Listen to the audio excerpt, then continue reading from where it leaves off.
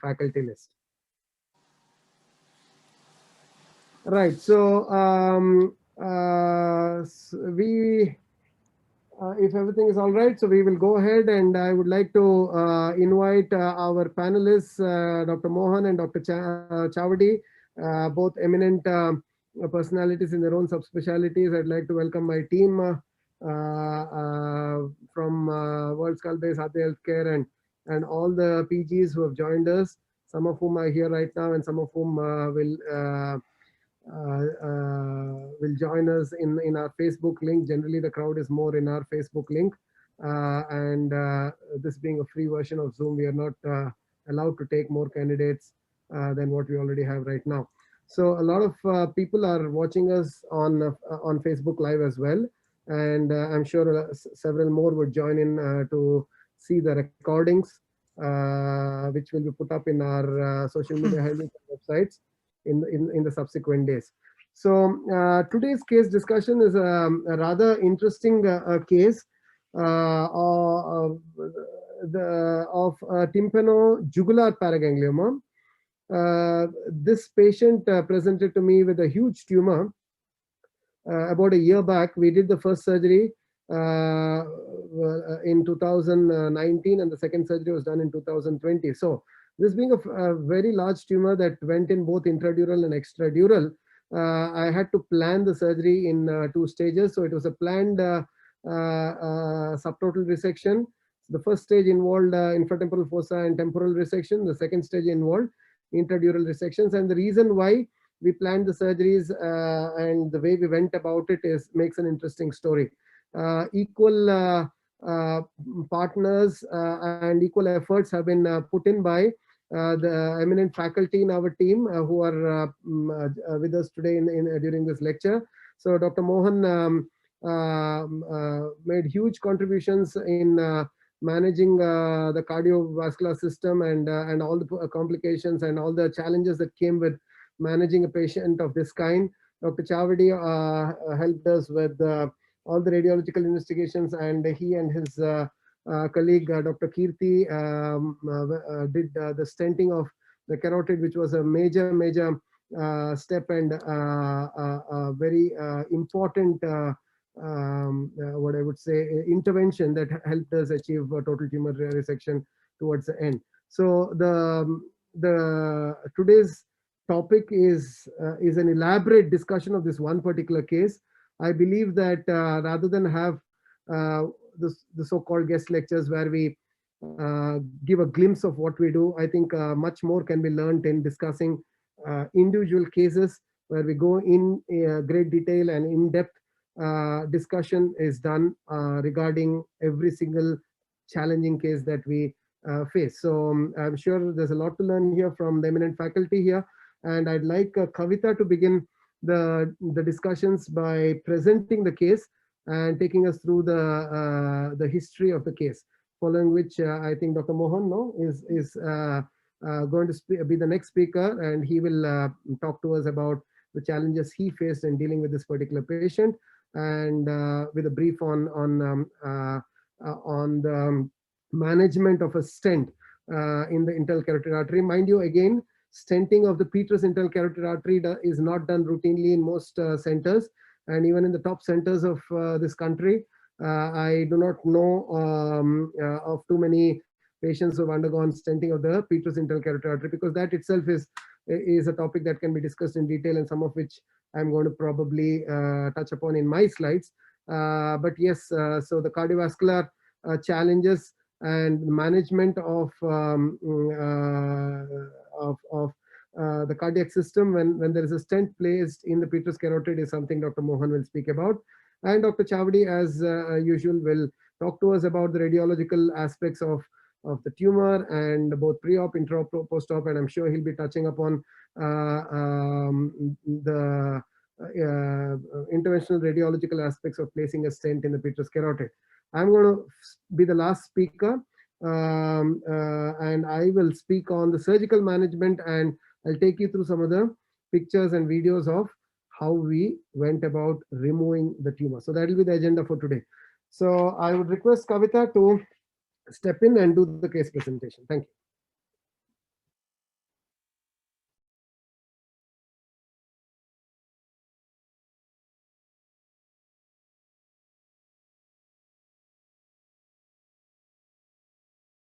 Introduce the speakers. Okay, sir. I'll just share my screen.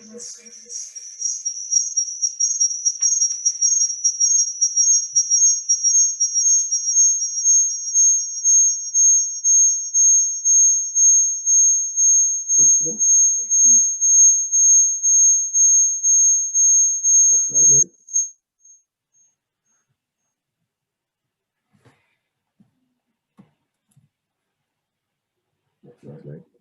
Okay. So that's the speaker list. No, don't change. Go back to the old slide.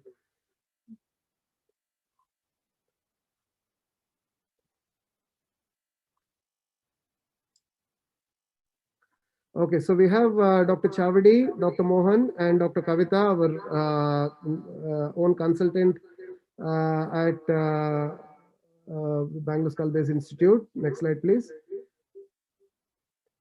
Since we do this, all of you are familiar with me and my team, so we go to the next slide, please. Dr. Chavadi, as all of you know, for most of you who are with us on a routine basis, he is a senior consultant radiologist and unit lead at Columbia Hospital, Sarjapur Road. He has been working with the Columbia Hospital since 5 years. Previously worked at KMC Mangalore and Sagar hospitals. No, go full screen, switch off your volume, I said. Mute yourself, please, and switch off your volume. Go to the next slide. There's an echo, no? Okay, so he was working at Columbia Hospital since 5 years. Previously worked at KMC Mangalore and Sagar hospitals. He has several publications and presentations at state, national, international conferences. Go back, please. Conferences in several workshops across the country. And as I told you before, he has been closely associated with World Skull-Base, which is Section 8 public limited company dedicated to the teaching and training of skull-base surgery. And we are an international organization. And Chavadi has been constantly contributing to all the academic activities of our group. So Dr. Mohan Kumar is a senior consultant interventional cardiologist at Columbia Hospital, Sarjapur Road, and a consultant interventional cardiologist at Chinmaya Narayana Super Speciality Center, Bangalore. He's an associate consultant at Sakra World Hospital, and he did his training at the GB Pant Hospital, New Delhi. He is a fantastic physician, a charmer,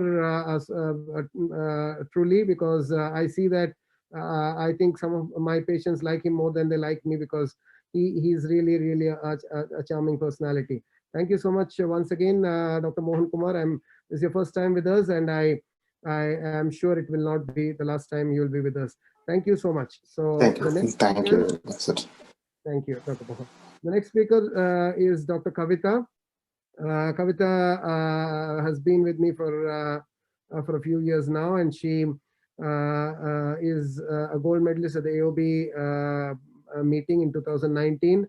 She has done her observership in endoscopic skull-base surgery at Narayana Multispeciality Hospital, and she has been a senior registrar at Manipal Hospital for 2.5 years, and she has several paper publications to her credit and a valuable asset to my group here at Adya Healthcare and World Skull-Base.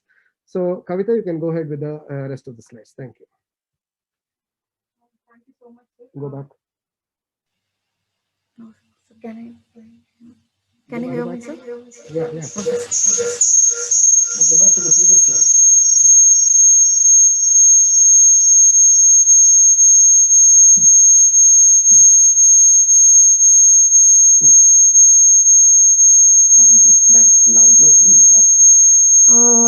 Good evening, everyone. Thank you so much, Dr. Sampath sir, for this opportunity to present about the case of the month. We start with the etiopathogenesis will be dealing by me, and the cardiovascular implications renting will be in depth will be dealt by Dr. Mohan sir, and radiology aspects by Dr. Chavadi sir, and surgical approaches by Dr. Sampath Chandra Prasad Rao sir. Here we start this evening with the case details of a patient who is 28-year male patient, Shrikant Nagarajan from Bangalore, presented with the sounds in the right ear since 3 years. So after that, he consulted a physician. Then he was treated with the medical line for the tinnitus. So after that, in July 2016, somewhere otoscopy was done, and they found out a mass behind the tympanic membrane, and the MRI was done, which was suggesting the feature of tympanojugular paraganglioma. And they referred to the ENT surgeon who did a laser excision and the tumor removal, which was outside elsewhere. And after 2 years, he developed all lower cranial palsy with the facial nerve palsy, deviation of face, inability to close eyes, and completely lost his voice. And then when the repeat MRI was done to find out any increase in the size of the tumor or anything, the repeat MRI was done. And they referred this case to Bangalore Skull Base Institute to Dr. Sampath Chandra Prasad Rao sir. Then they started evaluating this case. We started with the MRI. So MRI was showing a jugular foramen mass, that is intensive, hyper intense, highly intense, and which is showing the salt and pepper appearance. Showing the vascular nature of the tumor. And you can see the internal carotid artery. It is encasing the internal carotid artery, and it is extending to the CP angle cistern and pressing onto the cerebellum and extending to the petrous apex region. And we also did a whole body CT. So PET scan is important in some cases. So where just to rule out other tumors and to see the extension of the tumors. So we can see a huge tympanojugular paraganglioma here. So enhancement you can see in that region.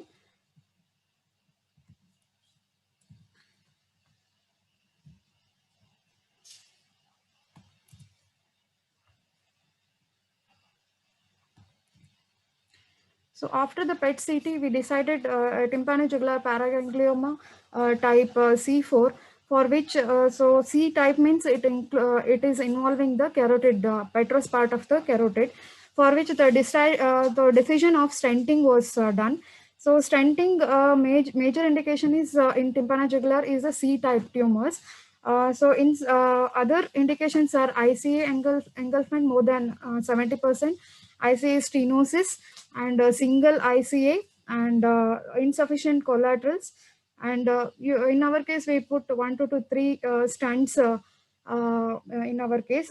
In these patients, they should be on lifelong antiplatelet therapy. And these stents are put 4 to 6 weeks before the surgery, so that the neointima is formed. And also the advantage of these stents are we can nicely, safely dissect around the internal carotid artery, which in this case the petrous part was involved. And also we can do a safe mobilization of the internal carotid artery. Here we can see the stent which was placed in the petrous part of the internal carotid artery. These are the dimension. This is self-expandable stents were used. Digital subtraction angiography is one of the most gold standard investigation in finding the tympanojugular paraganglioma. It's a non-invasive, it's a gold standard for diagnosing the angiography of the architecture of the tumor, as well as the architecture of the vessels supplying the tumor, so that embolization, pre-embolization can be decided for the feeding vessels. So this was done just 24 hours before surgery, in which we embolize. So after digital subtraction and angiography, we found out 5 feeding vessels, one of which was the ascending pharyngeal artery. And so these are the other feeders, that is a posterior branch of right internal maxillary artery. And this is the right occipital artery. After the endovascular coiling, there is no tumor blush. So before that, there was a tumor blush. even here. So ascending pharyngeal artery before embolization can see the tumor blush. So polyvinyl alcohol and endovascular coils were used in our case, and other two are posterior branch of middle meningeal artery, and the, one more is the small twig from the carotico-tympanic branch of Petrus ICA.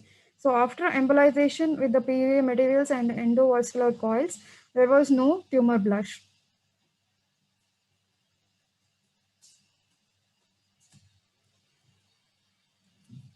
So patient underwent right-sided intratemporal fossa type A approach and removal of extradural tumor on 6/3/2019.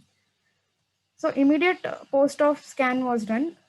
So we follow a protocol of doing immediately within 24 hours, repeat the post-op scan just to rule out any intracranial hemorrhages, operative site hemorrhage, and post-operative changes. I'll just show you. Okay. So this is a post-operative cavity, a single cavity of a mastoid, middle ear, and cochlea and vestibule. So extradural part of the tumor is removed. So as sir said, we decided to remove in a two-stage. First extradural, as next stage will be the intradural tumor in view of avoiding the complication of CSF. So this some of the air bubbles are seen here. This is the fat tissue which we use for obliteration. So after 6 months, the patient was followed with the MRI scan.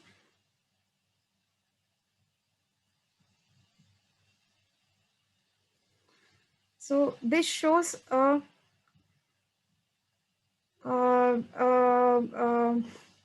vascularized lesion, intradural part. There is a clear demarcation between the fat we use for the obliteration in the first surgery and the intradural part. You can see it is pressing onto the cerebellum, extending to the cerebropontine system. On follow-up with us, on examination, there was a post-oral wound and blind sac region was healthy and nose, throat, NAD, and head and neck normal.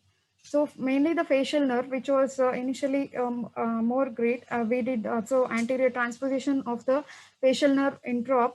So after 6 months, the facial function was once again resumed to grade 3. So patient is able to close the eyes tightly.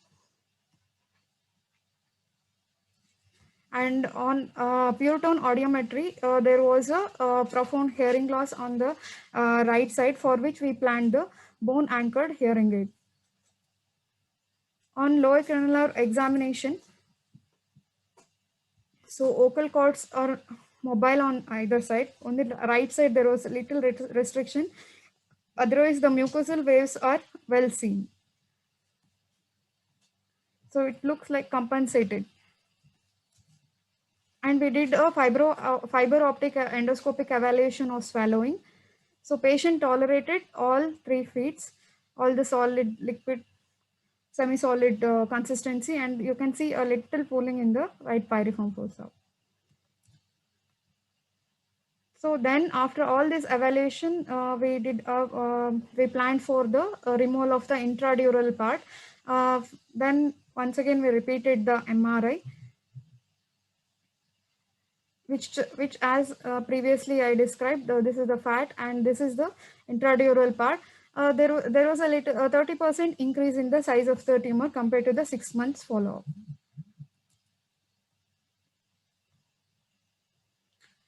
This is a pre-op CT.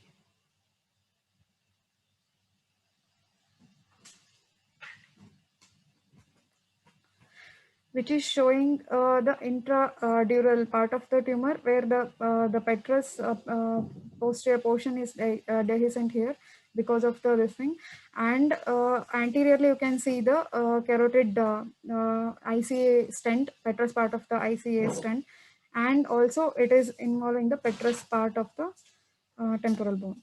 And this is the fat. This is one single cavity.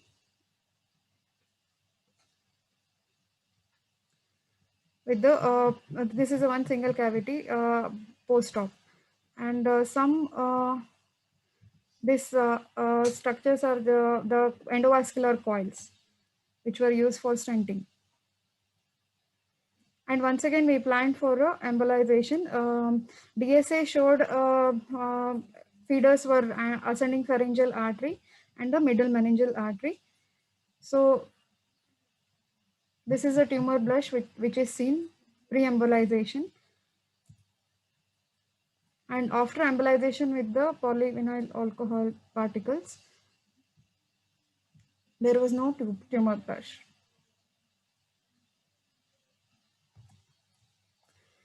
So so patient underwent right-sided petro-occipital transsigmoid approach and removal of intracranial and intradural component of the tympanojugular paraganglioma with bone-anchored hearing aid implantation on 8th of August 2020. So following which after about 10 days, so after about 10-15 days, patient developed the meningitis for with lumbar puncture and CSF analysis suggestive of pyogenic meningitis, for which we started intravenous antibiotics and followed by oral antibiotics. Most probably this is because of the chemical meningitis or a post-oral wound which was not healing. And so post-op, we repeated, the patient was there in ICU for 1 day with stable listening.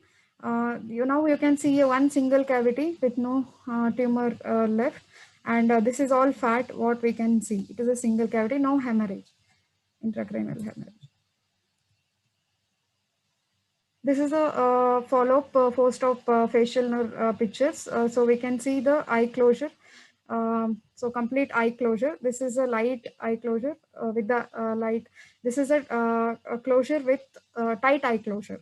So patient is able to close eyes. Once again, it is a grade 3 facial nerve palsy. And 11th nerve, accessory nerve. So patient is able to shrug his shoulders. So it's normal. And hypoglossal, you can see, so it is also compensated. So little bit about skull base. Okay. Thank you so much. Now the next speaker will be Dr. Mohan sir, who will be discussing about cardiovascular implications. And okay. Thank you, sir. Okay, so now just to summarize what has been told by Dr. Kavita, this patient had a massive tumor. He was operated once before by an ENT surgeon with very little tumor removed. Dealt with, I would say, like a tympanomastoid tympani or a glomus tympanicum rather than a true glomus jugulare. So there was a transcanal laser ablation done, for which it was realized that it was a tympanojugular paraganglioma. This patient was referred to me after about a year. By then, the patient had developed full facial nerve paralysis, multiple low cranial nerve paralysis in terms of cranial nerve 9th, 10th, and the 11th cranial nerves. So, intraoperatively, in the first surgery, as I told you, we planned to remove the extradural part. And in that, we realized that the facial nerve was infiltrated by the tumor, and that's why he had a 1-year pre-op facial nerve paralysis. I could salvage the nerve, but it was completely, I mean, the neurophysiology of the nerve was quite poor. And I decided to, instead of leaving the nerve behind, I decided to sacrifice the nerve and do a sural nerve grafting. So a sural nerve grafting was done after during the first stage, and the extradural infratemporal part of the tumor was removed. The lower cranial nerves were already paralyzed preoperatively. Intraoperatively, there was no point saving them, and we focused on tumor removal, which was aided by a stented carotid. Now, post-operatively, the patient developed a grade 3 facial nerve paralysis, recovered. I mean, not developed, I would say patient recovered from a grade 6 to a grade 3 facial nerve paralysis. And the lower cranial nerves compensated. So the opposite cranial nerves, that is the 10th, the vagus on the one side, and the hypoglossal, and the 9th cranial nerve, the glossopharyngeal nerves, compensated for the functions of the loss of cranial nerves on the ipsilateral side. So with this, we went in for a second stage removal. Once the lower cranial nerves have been compensated adequately on the opposite side, we can go in and do a total tumor resection and not fear about any nerve loss on the ipsilateral side, because they've already been compensated. So as I told you, I'm going to come in for the surgical part and the surgical steps. So with both these surgeries, we could completely remove the tumor. Now, the reason for staging this is not only because the tumor was large, but it's primarily because in a large tumor that is both intradural, extradural, infratemporal, and intradural, if we resect everything in one go, which is done in a few centers, but I would say it's a rather old-fashioned way of looking at things. There will be a CSF leak that goes down into the upper neck. Now, this is a fairly large space, which would mean that the patient would require a lumbar drainage for a long period of time, and that can lead to other complications. So we prefer to stage the surgery always. In every tumor that is both intra and extradural, I prefer to stage unless it's a very small intradural component. Like if it's a less than 1 centimeter tumor, I would not want to go ahead and remove it. I would not mind removing, but if it's a fairly big tumor, I would remove it. So that is the reason behind staging of these tumors. The second reason being that if during the extradural resection, if the lower cranial nerves and all these tumors are in the jugular bulb, in the area of the lower cranial nerves, so if there is any damage to the lower cranial nerves, in this patient there was already a pre-op lower cranial paralysis. Now, if this happens intraoperatively, either in a normal lower cranial nerve, or if there is a worsening of a pre-existing lower cranial paralysis, this it will give removing half the tumor and letting some time pass, that is about 6 months to a year, would lead to compensation of the opposite cranial nerves. And at that time, going intradural makes more sense. Okay, because when we go intradural, again we encounter low cranial nerves, and we don't have to worry really about preserving the low cranial nerves intradurally in the cerebellopontine angle. So these are the two reasons why we opt for a staged resection when there is a massive extradural and a massive intradural element. So Dr. Mohan, the stage is yours for you to enlighten us about what were the challenges that you faced in dealing with the case. Okay, sir. First of all, thank you for inviting me for this. We can't hear you. I'm sorry, we can't hear you. Can you unmute yourself? Yeah, I did unmute it. Can you hear me now? Can you unmute yourself? Yeah, I can hear you, Dr. Mohan. I can hear you. Yeah, I think. Can you hear me now? No, I can hear you. Can't hear you. I'm able to hear Dr. Mohan. No,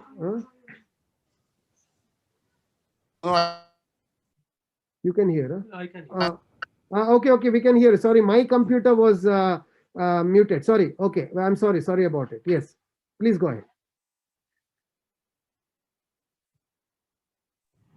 Dr. Mohan, you have to unmute yourself now.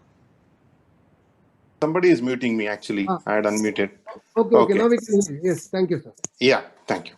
So, and first of all, thank you for giving me this opportunity to treat this patient, which is actually a rare substrate of patient. We don't see paragangliomas with presenting to our clinic. So, first of all, I will thank you, Dr.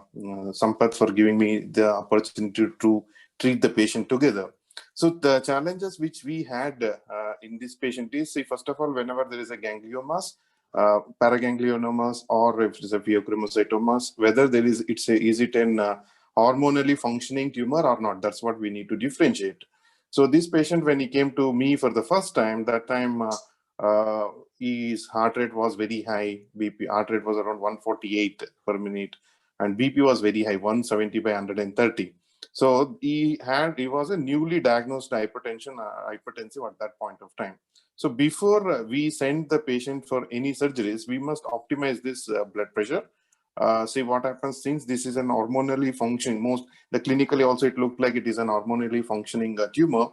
First thing, we need to confirm whether it is an hormonally functioning tumor or not.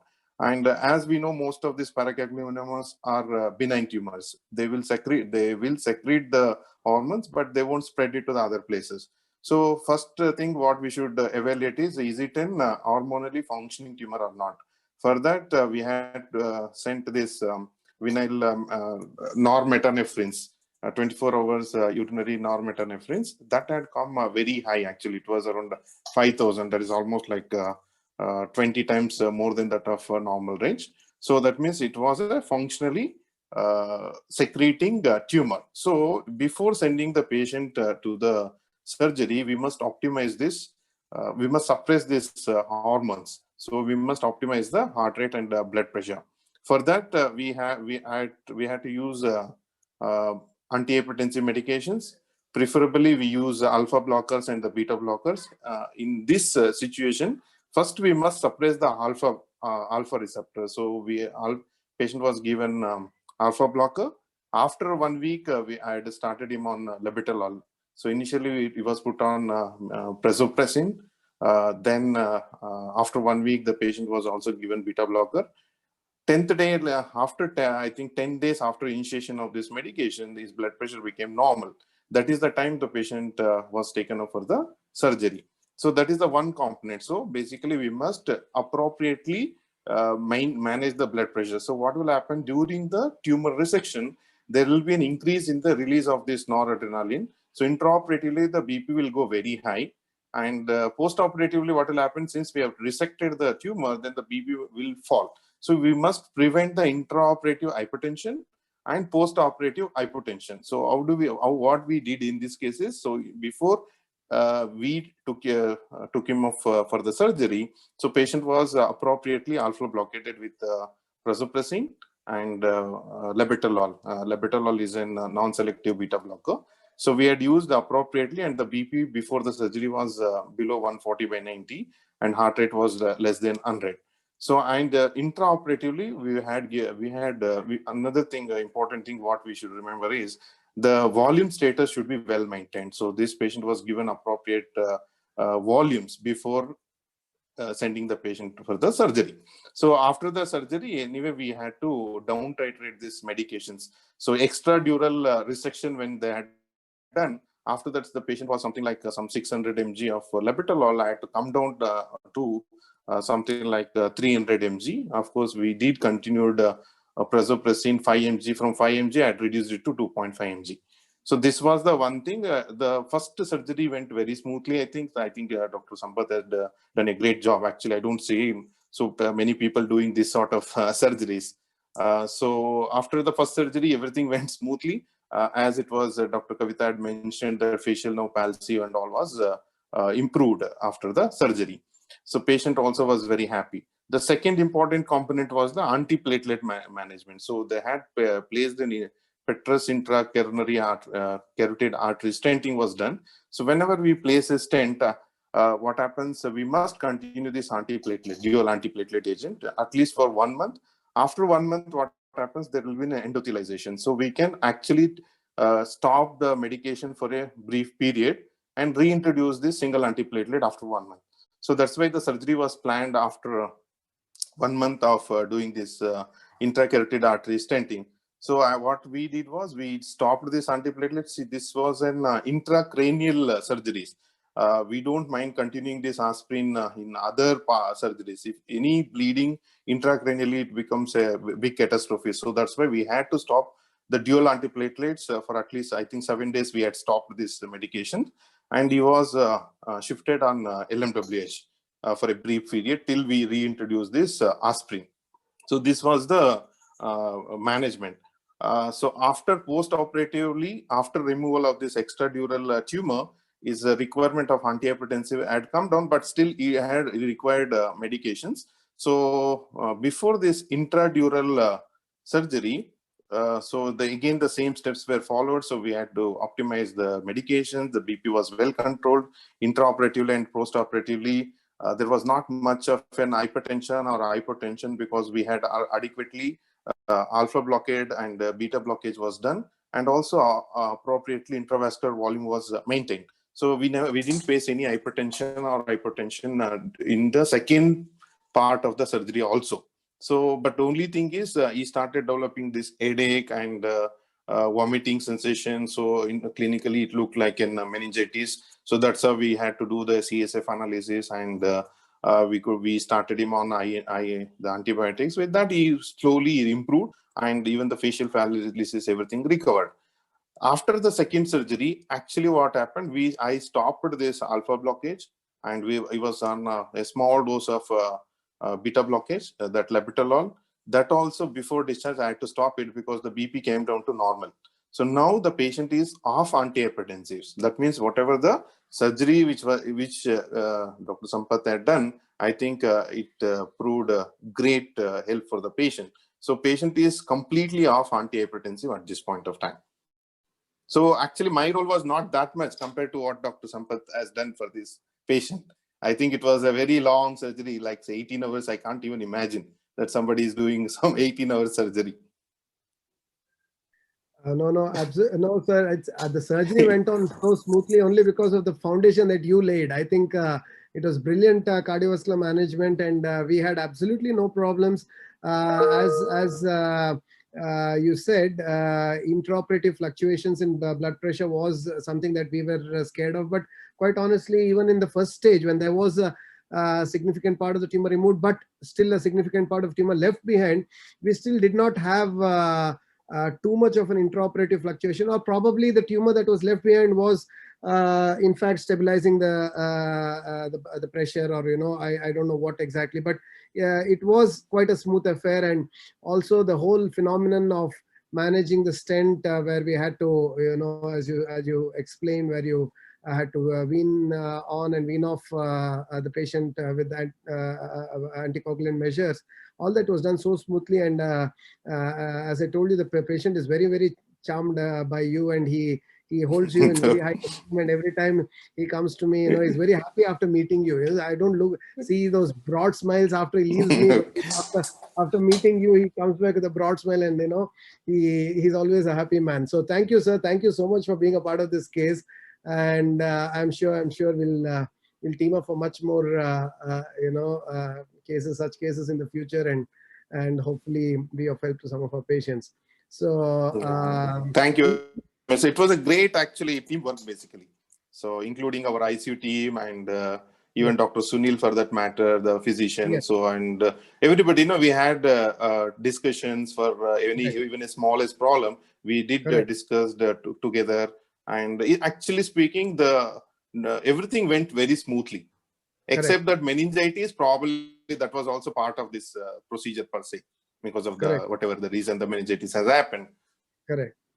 So regarding the meningitis, since you were involved in the treatment, I would probably come to that point. I was thinking of discussing this towards the end as a part of the sequelae, complications, other things.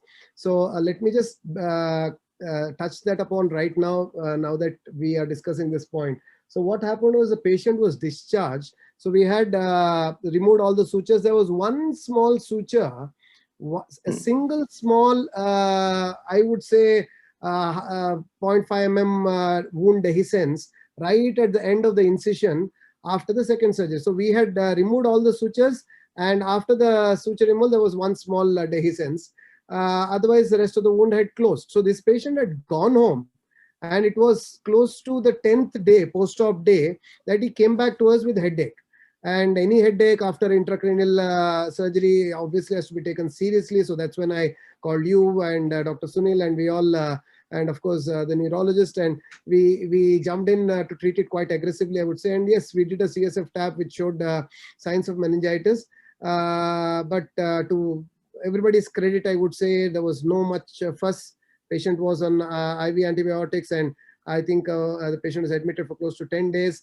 And then on oral antibiotics for a month or so, and he recovered completely without any sequelae except for the headache. The headache also came down quite quickly over the next 3-4 days, and then it was just a stay in the hospital till the temperature reached normal. And we had these small fluctuations in temperature, 9900 for a good I would say 5, 6, 7 days, which we had to make sure that it had reached absolutely normal before we send the patient home.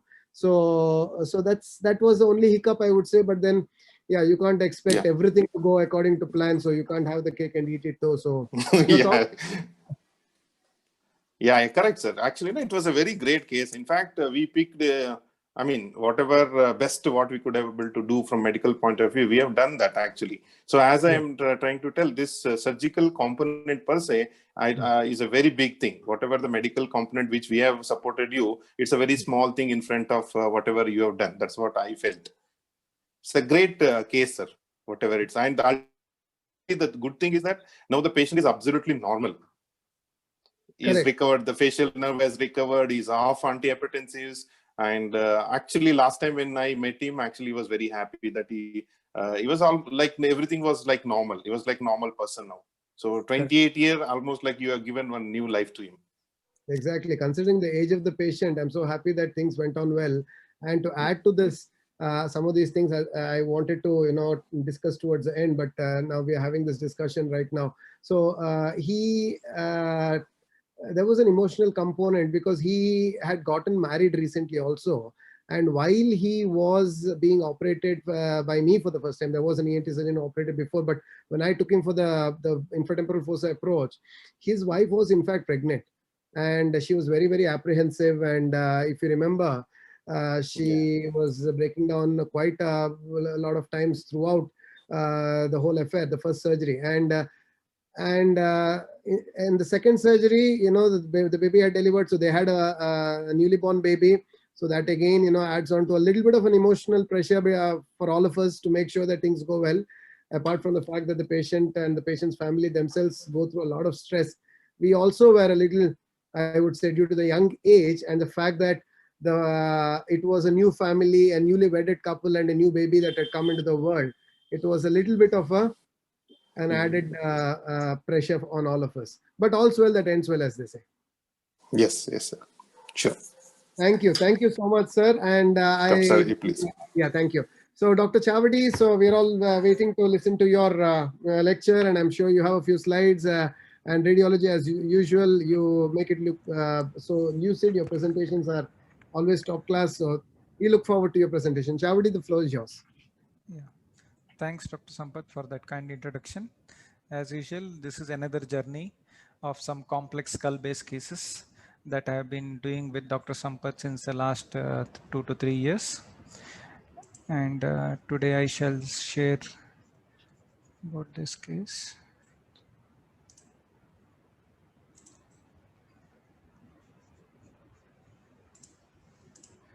Okay. I hope everybody is able to see my slides. Yes, we can see your slides. You can go full screen if you wish. Yeah.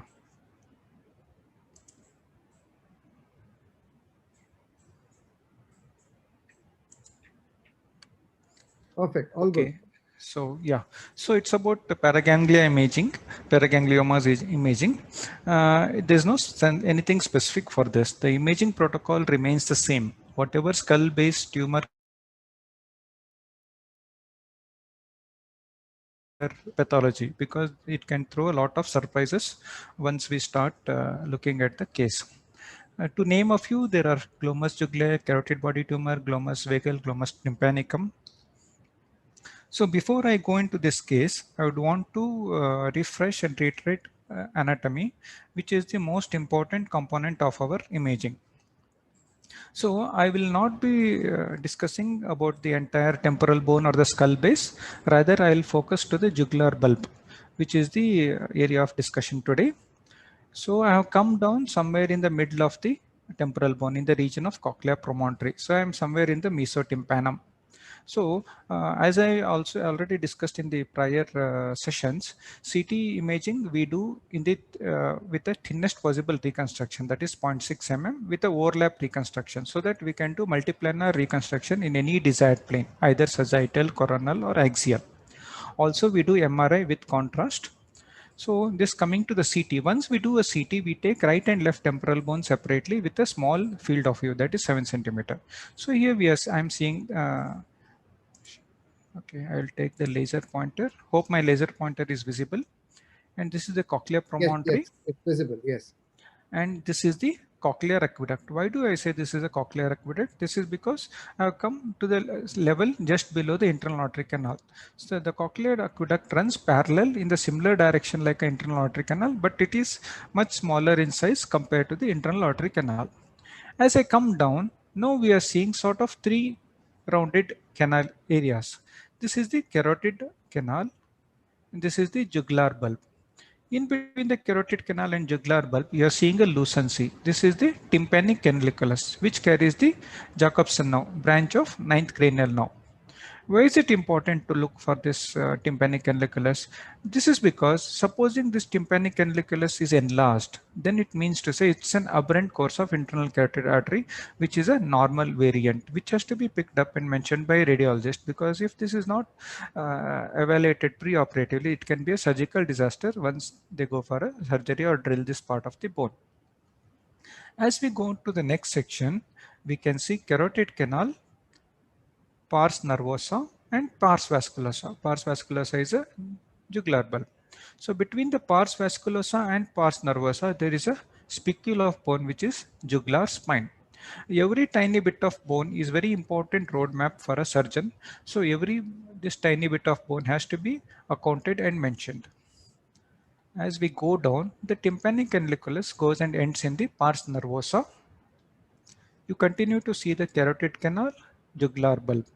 What separates the carotid canal and the jugular bulb is the carotico-jugular spine, also known as crotch,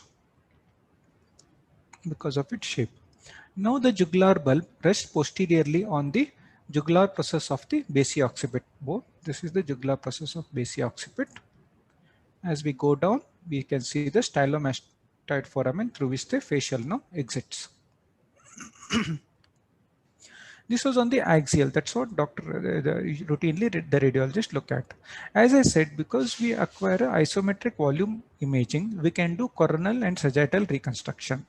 This is the same patient's coronal CT. The right side is operated, so you have lost lot of anatomy, whereas the left side, which is unoperated, I can use it to demonstrate the anatomy. So close to the jugular bulb, you have a jugular tubercle, which forms the beak on the superior margin of the hypoglossal canal. Below the jugular tubercle is the hypoglossal canal. Below the hypoglossal canal is the occipital bone, and this is the lateral mass of C1. This is how we appreciate it on a coronal. And coronal, the jugular bulb is forming the floor of the hypotympanum. Also, you can appreciate the cochlear aqueduct here. So when it comes to imaging of the jugular, glomus jugulaire, CT is important to look for the bony margins of the tumor.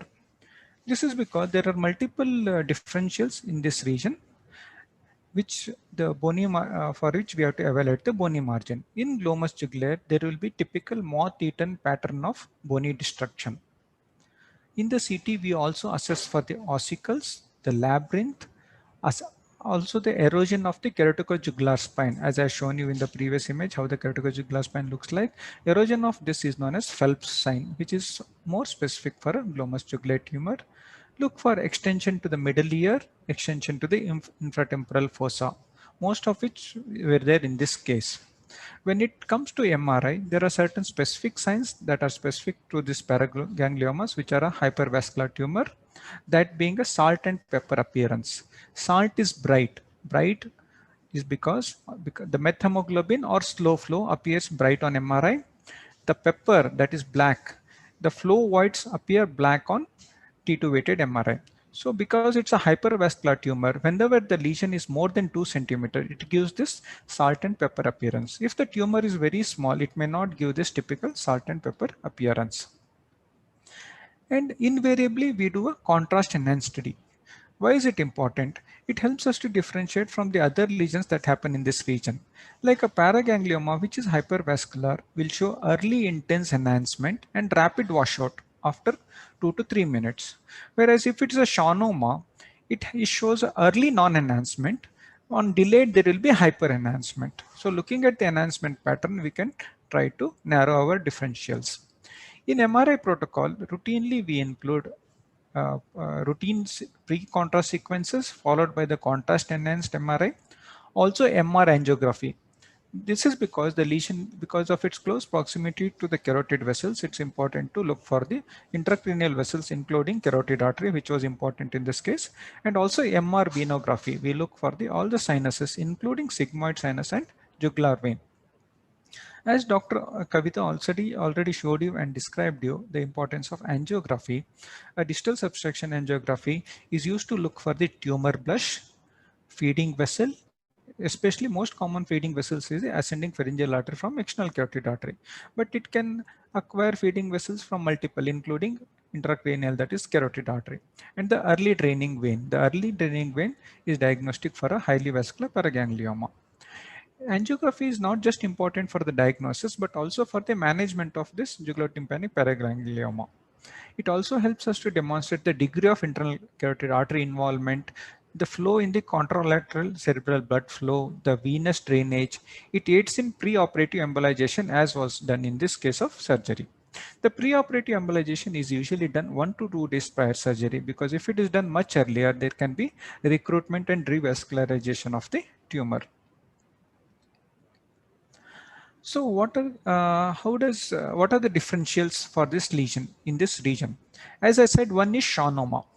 In the paragangliomas, the bony destruction is more of moth-eaten appearance, whereas in case of schwannoma, it's a sharply demarcated bony margins, and there will be no flow voids because schwannomas are not very vascular, no salt and pepper, and Indian 11 octreotide will be negative. Radionuclide scan will be negative.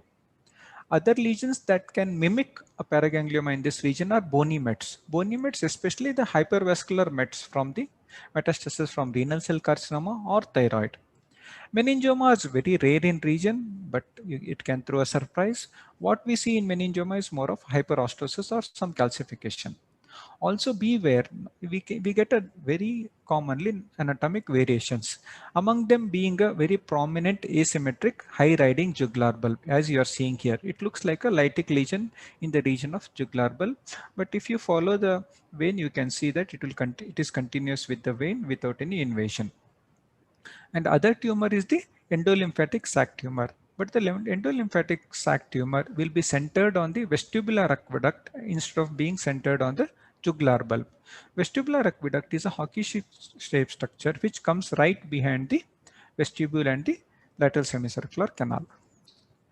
Just to show you how the differentials look like, this is a moth-eaten appearance of a paraganglioma. You can see that there is a wide zone of transition. That is, you cannot say where the lesion ends and where the normal bone starts. It is sort of wide zone of transition with irregular appearance. Whereas if it is a schwannoma here, it will be uniformly enhancing with a well demarcated, sharply demarcated margins. You can definitely tell where the tumor ends and where the normal bone starts. Other differentials are cholesteatoma, although rare. It's very easy to diagnose cholesteatoma on an MRI. If you do a non-echoplanar haze diffusion sequence, they appear very bright on a diffusion weighted sequence. I'm just showing you an example of external aortic canal cholesteatoma, which is very bright on a haze diffusion. This is known as a light bulb sign because it lights up in the sequence. And other differentials are epidermoid. Epidermoid are very specific that they don't enhance and they show diffusion restriction, and on FLAIR they show partial suppression. Meningiomas and METs are already mentioned. I'm just showing you a companion case. This is not our case which was operated, but a companion case. This is a case which I had come across before while reporting our teleradiology. We are seeing a large lesion which is centered around the jugular bulb. We are seeing there's extradural, intradural extension into the CP angle with mass effect on the cerebellum, partly on the brainstem. There's extension to the petrous apex. If you can see these bright areas, this is the cochlea and posterior to the vestibule. So the lesion is also extending to the labyrinth. And on sagittal MR contrast enhanced imaging, you are seeing it is brightly enhancing. And you can see multiple tortuous black areas. These are the flow voids, that is the hypertrophied arteries probably arising from the external carotid artery, branches of ascending pharyngeal artery supplying the tumor. And this is the diffusion sequence. There is no diffusion restriction. If it were to be an epidermoid or a cholesteatoma, it would have shown diffusion restriction. and a moth-eaten irregular destruction appearance on a CT scan, bright enhancement on an axial contrast MRI. So this fits into all the features of paraganglioma with extensions as described. Also, whenever we come across this paraganglioma, it is important to differentiate a mastoid tympanic paraganglioma from a tympanojugular paraganglioma. Basically, if you look at, so invariably we do both MRI and CT, we just don't stop at MRI. So if you see the jugular foramen, which is very well seen on a CT, if it is free of the tumor or if it is free of all anatomic distortion, it is most likely to be a tympanomastoid paraganglioma. Coming to our case, the pre-op MRI was done outside. I've just taken a representative images to show you the appearance of this tumor. This is the axial T2 weighted because CSF is bright. You can see the lesion centered around the jugular bulb.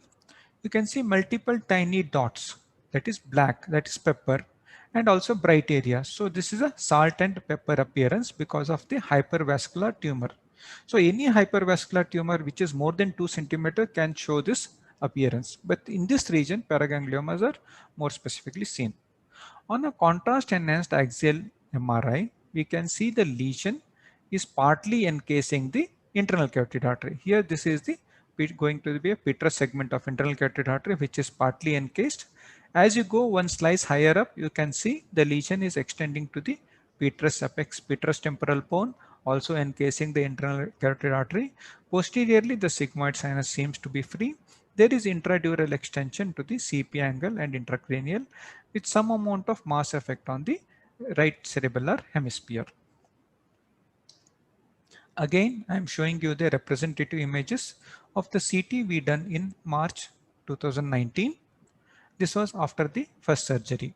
You can see multiple artifacts which was because of pre-op embolization of the tumor, as Dr. Kavita had already showed you. And this is the fat packing within the resected tumor.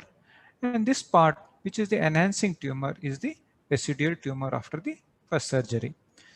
And you can also appreciate the stent in the petrous segment of the internal carotid artery. So after 5 months after surgery, a follow-up MRI was done.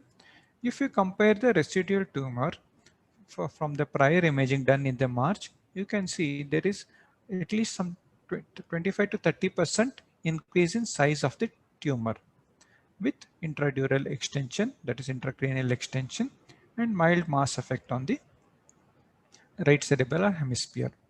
This is on the axial. On coronal, you can also see intracranial and some amount of infratemporal extension of the tumor. And the tumor, you can see that tumor is encasing the stent of the petrous segment internal carotid artery. And this was following the second surgery. There is near total significant debulking of the intracranial component of the tumor with very small residual tumor in the region of petrous apex, probably which will be taken care by radiotherapy. And also there is fat packing in this region of the surgery. This is the fat appears black on CT. So significant reduction in the size of tumor. Also, after the surgery, which was done on 9/8/2020, 3 weeks later, patient presented with severe headache. So we did a MRI, routine plain and contrast MRI. I am directly showing you the post-contrast flare images, the representative images. This is post-contrast flare is very sensitive to pick up any leptomeningeal irritation or leptomeningeal enhancement. On the right side, compared to the left, you can see in the parietal cell side, there are some bright foci. This is the leptomeningeal enhancement. Again, you can see compared to the left, there is some bright enhancement in the leptomeninges on the right side. Also some bright spots in the white matter. So this compared to the T1 post-contrast, flare post-contrast is more sensitive to pick up leptomeningeal irritation. So this suggests that there is some leptomeningeal irritation going on. This can be because of any blood which can happen post-operatively or also because of any mild meningitis. And this has to be correlated with the CSF fluid analysis.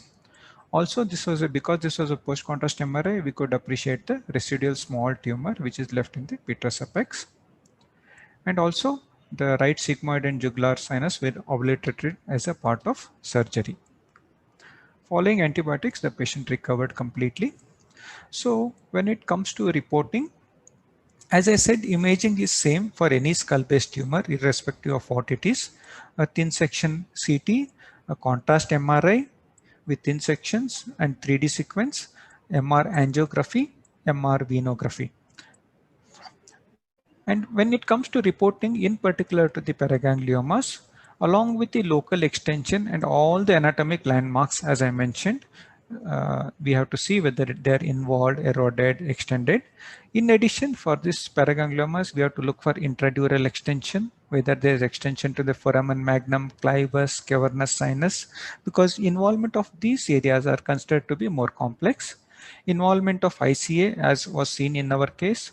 Also, we should look whether there is a single ICA or both ICA are equally dominant. Vertebral artery involvement, we have to look for dominant or unilateral sigmoid sinus on the lesion side. Sometimes the sigmoidal sinus on the opposite side might be non-dominant, might be very hypoplastic, in which case this may be the dominant drainage. This is because obliteration of sigmoid sinus and closure of jugular vein may be a part of surgery. Also, as we all know, paragangliomas can be multiple. We have to do a whole body PET CT to look for multiple paragangliomas. So this is about radiology in imaging in temporal bones. Now I would like to request Dr. Sampath. Thank you, Dr. Chavadi. That was brilliant presentation, very informative. I always learn something new from each of your presentations, even if we've done this several times together. So regarding this particular case, a couple of things that I wanted to ask you. Now, we know that paragangliomas are slow-growing tumors. Now, in this particular case, if you go back through your slides itself, you had mentioned that there was a significant improvement, close to increase in size, close to 30% of tumor size between the first and second surgery. Now, for me, that was something of a surprise, because if you see the first surgery and you see the residual, now this is the residual just before the second surgery. But if I think Kavita's presentation had a slide where we had taken an MRI just after the first surgery, I think 3 months post surgery or whatever. So it was a fairly smallish lesion, or maybe your CT can show the same, because CT is just post-op. So if you see that there is a 30% increase in size in a fairly slow-growing tumor. Now, the reason for this, according to you, I'm not very sure. I mean, because we had embolized this tumor, we had resected a fair degree of tumor out. The carotid is stented, so there is very little chance of collaterals from the carotid itself, though that can't be ruled out.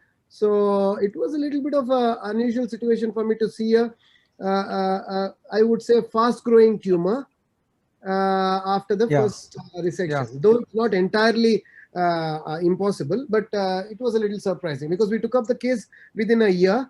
And in fact, the reason for taking up a case within a year, because otherwise, if it was not growing so fast, I would have probably waited for 1 more year, because there's really no hurry. So what do you think is the reason? Is there something that we are missing here? Okay, the thing is, we don't have a MRI immediately after the surgery. What I had is a CT. Okay. So the one thing possible is whatever we are estimating on a post-op CT, we may be underestimating, because soft tissue differentiation and contrast resolution is always best with MRI. Okay. So we always prefer to compare the same imaging modality at the same level for accurate estimation of how much it is growing. Correct. Okay. And second thing, this being a hypervascular tumor, there may be some recruitment of channels. That's why it has grown to this extent, which was unexpected. Correct. Yes, and intraoperatively also it was a fairly bloody tumor. I mean, despite the brilliant embolization and all that, it was still a little expectedly, bloody, because it's a paraganglioma, and it was a little bit of a challenge to remove the large intradural component. Another issue is that I wanted to discuss with you is you touched upon the topic of leptomeningitis. Now, is there any chance that this could be a chemical meningitis? Because I have not had this in my series, but I've heard people saying that, let's say in a translabyrinthine approach where there is no chance of external, very unlikely, because the fat goes in and then we do a proper closure. It's not like, and if the post-oral wound has healed well. I've had consultants telling me that there could be a situation where there is what is called a chemical meningitis due to the presence of fat. So do you think that can be differentiated in MRI, in radiology? Yeah. Basically, when it comes to meningitis, the radiology is only to look for complications of meningitis. In fact, we don't advocate contrast MRI to diagnose meningitis. Meningitis has to be diagnosed by the CSF analysis. Even when sometimes there is CSF shows meningitis, we wouldn't be surprised if MRI shows it to be completely normal. Okay. So, and second thing, yeah, definitely it can be chemical meningitis because of fat, because of blood, or because of infection. And there would be no way we can differentiate from all three of them. Only thing what I can say is the irritation is only confined to the right-sided cortical pupil sulci, and there is no extension to the rest of the CSF spaces or basal cisterns. And there are few instances like where basal cisterns, there is fluoride meningitis, we trying to say that this is tubercular, all those things. Otherwise, imaging is mainly to look for complications of meningitis like vasculitis, infarcts, epidural collection, subdural empyema, and not to, we will be very poor in telling the etiology of meningeal irritation. Okay, perfect. Okay, so I think that's all we have from the radiology. So I think I'll go ahead and do my presentation on some of the clinical aspects and the surgical part of paragangliomas. 1 minute, I will have to share my screen. Can I share my screen? Yeah, please. Yes. So this is my standard presentation on paragangliomas, skull-base paragangliomas. So between us as well, I think I want to strongly emphasize on the fact that the word paragangliomas must now replace glomus. I think we are quite loose with using the word glomus, and I also use it quite frequently because everybody else uses it around me as well. And but it has to be emphasized that the technical and clinical and pathological name of this tumor is paraganglioma, and I think we should always mention it by that name. So, can you hear me? Can all of you hear me? It's all fine? Everything is fine, no? So I begin my slides by always using this quotation from William Harvey, who I'm sure is very familiar to Dr. Mohan, because he discovered the circulatory system and the components of blood and did a lot of work as a pathologist, you know, in the 1600s. And he very famously said, I profess to learn and to teach anatomy not from books, but from dissections, not from the tenets of philosophers, but from the very fabric of nature. So I always emphasize on the fact that it's very important for us to come out of books. Yes, we get theory knowledge, we get to know the information, the foundation is laid by the books, but it's very important to set sail into the sea, to test the waters, to sail in the ship rather than keeping the ship moored to the docks. So only when you get your hands wet and on temporal bones, on skull bases, on dissection specimens, that one learns the tenets of skull-based surgery. So I always salute my boss, from whom I learned skull-based surgery from, Professor Mario Sanna, with whom I was at the I was in the center for close to 6.5 years, and I've learned a lot from him, and I owe my skull-based career to him. So paradigm shift is what we see these days in paraganglioma management. What has changed from, let's say, 20 years back? What has changed is we have comprehensively mapped the skull base. The skull base is no longer a dark area or a gray zone where it's difficult for neurosurgeons to get understand the anatomy of the temporal bone. It's difficult for the ENT surgeons to get into the near intracranial and the infratemporal parts of it. It is difficult for the head and neck surgeons to get into the bone and the intracranial area. So this confluence of three territories, the intradural territory or the temporal territory or the infratemporal or the upper neck anatomy, is what constitutes skull base. And a thorough mapping of the skull base is possible today. Rational and safe surgical approaches have thereby been described. Effective neuroradiological solutions, as seen by Chavadi's presentation, neuronavigation, neuromonitoring, all these have ensured that tumors like the one that you see on the right side are no longer considered inoperable. In the past, carotid infiltration, carotid involvement, whether it is in malignancies or in benign tumors, were considered inoperable, but today it is no longer so. And our case that we managed in this instance clearly shows that the carotid can be stented and the carotid can be dealt with, and hence nothing is today inoperable in the skull base. So I would not want to go to the anatomy, because this is something that you have seen. For those who follow me, I have been through this several times. I would not want to go through the anatomy, but this is a very interesting slide. Tempts me as well to go through the anatomy. Whenever I see anatomy, I just fall in love with it more and more. So many things to learn here, but I don't think we have the time, because this would take us the whole evening if I were to go through the anatomy. Now, I come to the topic, what are paragangliomas? Paragangliomas are slow-growing benign neuroendocrine tumors. They arise from the paraganglia in chromaffin negative glomus cells, and that's where the word glomus comes from, and they're derived from embryonic neural crests functioning as part of the sympathetic nervous system, and very importantly, they act as vascular chemoreceptors. So this is what is pathologically or microscopically what is a paraganglioma.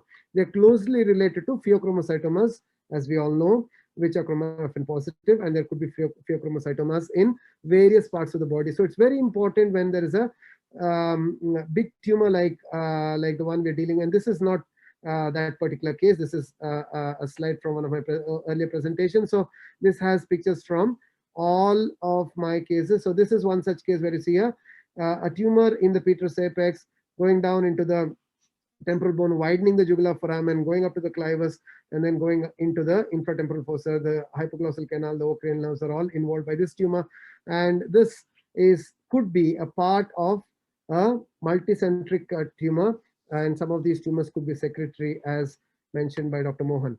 Now, classification of skull base paragangliomas, we go by the Fish classification. The most universally accepted classification is the Fish classification, which divides the temporal bone or skull base paraganglioma into into temporal bone paragangliomas and neck paragangliomas. Temporal bone paragangliomas are further divided into tympanomastoid paraganglioma and tympanojugular paragangliomas. Tympanomastoid paragangliomas are commonly called glomus tympanicums, and tympanojugular paragangliomas are what are called glomus jugularis. Neck paragangliomas are of two types, and in fact, when I was seeing Dr. Chavadi's slide, one of the slides that he showed where there was a jugular foramen expansion, if some of you would recollect, the slide where he showed a tumor going into the infratemporal fossa intracranial, a big paraganglioma, which is if you observe that, you will see that the mastoid part, the middle part, is fairly normal. So while he was mentioning that, I was beginning to wonder if that was a fairly advanced vagal paraganglioma. Now, a vagal paraganglioma can arise from around the vagus nerve, the vagus nerve, and then it goes along the skull base and goes into the hypoglossal canal and widens the jugular bulb, and then it can go intracranially. So in a fairly advanced low cranial paraganglioma, it could mimic a tympanojugular paraganglioma. Most tympanojugular paraganglioma have a mastoid and a middle component, so that's how you can differentiate. Carotid body paragangliomas are the other most common paragangliomas which are found in the neck. Now again, I want to stress that we should no longer be calling it as glomus tumors, neither should we call them as glomus tympanicum, glomus jugulare, and surely not perithelioma, fibroangioma, sympathetic nevi, and also not chemodectomas. Now coming on to skull-based paragangliomas, temporal bone paragangliomas can be divided, as I told you, into tympanomastoid, tympanojugular. Now the tympanomastoid paragangliomas can be further divided into class A and class B. Tympanojugular paragangliomas are divided into class C1, C2, C3, C4, and D1. Now it is by pure chance that class A and class B are followed by C and D. Now tympanomastoid paragangliomas are a class by themselves, and they do not have any progressive status to tympanojugular paragangliomas. Remember that, all of you. A lot of people think that class A tumors become class B, which is true, and then class B becomes class C. No, there is a clear division or demarcation between tympanomastoid paragangliomas and tympanojugular paragangliomas. Tympanomastoid paragangliomas are midlia cleft tumors. Tympanojugular paragangliomas are skull-based tumors where the approach, everything changes because they're more deep-seated tumors centered around the jugular bulb and causing expansion of the jugular foramen area. Now, why C and D? Because the C classification is based on the relationship of the tumor to the carotid artery. So C1, C2, C3, C4, I will tell you in the next slides, are tumor references to various parts of the petrous carotid.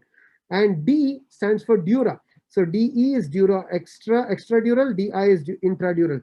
So if you see, by chance we have a class A to D, which probably could be misconstrued to a progressive class, but no, class A and B are a separate subset of tumors that belong to tympanomastoid paragangliomas, glomus tympanicums, and class C and D are tympanojugular paragangliomas, and they are a separate section. So vagal paragangliomas, carotid body paragangliomas, and I'm not going to discuss, so I'm not going to talk about it. Now you need to know what the classification of a skull-based paraganglioma. It's very important for the surgeons and the radiologists to follow a standard, one single classification, and the most important classification today is a Fish classification. So what is a C1, class C1? As I showed you in the first slide, what is this class C1? C1 paraganglioma is that paraganglioma which arises around the jugular bulb, and since the jugular bulb is closely related to the carotid, there's always a carotid relation. So in relation to the carotid, it's not important. The jugular bulb is not important because we know that it is arising from the jugular bulb. But the carotid extension is what determines your surgical approach. So if the tumor is expanding the jugular bulb and just touching the carotid canal, the entry of the parapharyngeal carotid into the petrous carotid canal, petrous carotid foramen, that is a C1. It is just touching the or reaching the skull base and the petrous carotid foramen. So such tumors are called C1 tumors. Now, if you see here, there is this tumor. The jugular bulb looks fairly okay. The jugular bulb, but if you look closely, there is something, and there is a tumor in the midlia. And if you see that this tumor, if you look at the carotid canal, this is the entry of the carotid canal, maybe a little lower down.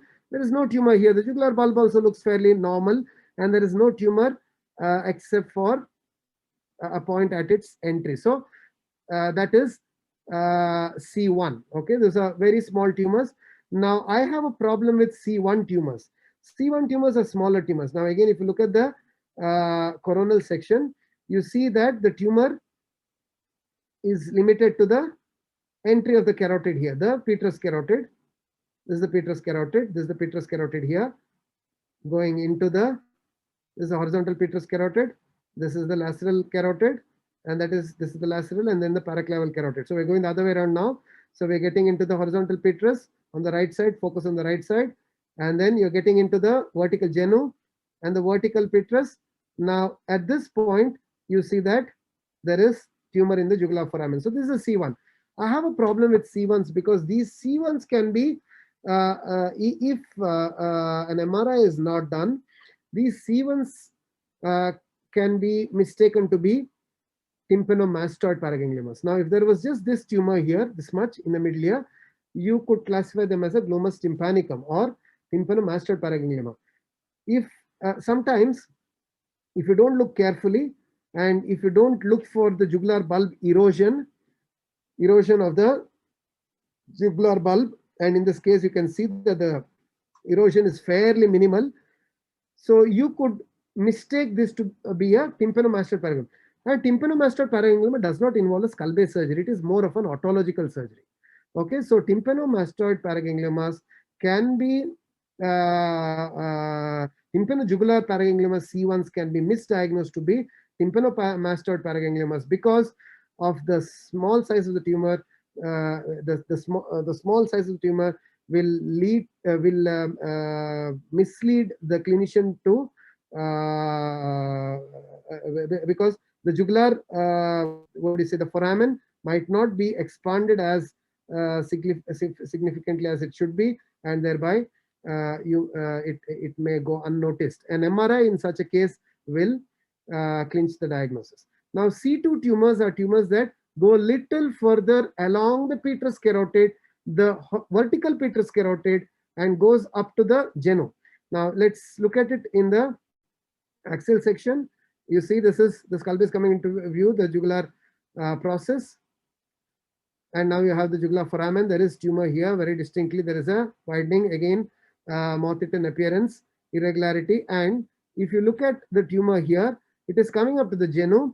But if you look past the genu, there is no tumor in the petrous portions of the carotid, in the genu or in the horizontal portions. This is tumor free. There is no real destruction of bone here, and the tumor is limited to the lower portions, especially the vertical petrous portion. Let us look at it in the coronal section. If you look at this, the petrous portion, again, I need to go back from here. The petrous portion is all free. The genu and the horizontal portion is free up to the lateral portion. So this is a C2. C3 is when the petrous bone is involved and the tumor has crossed the genu going up to the horizontal petrous carotid. Okay. So now you see,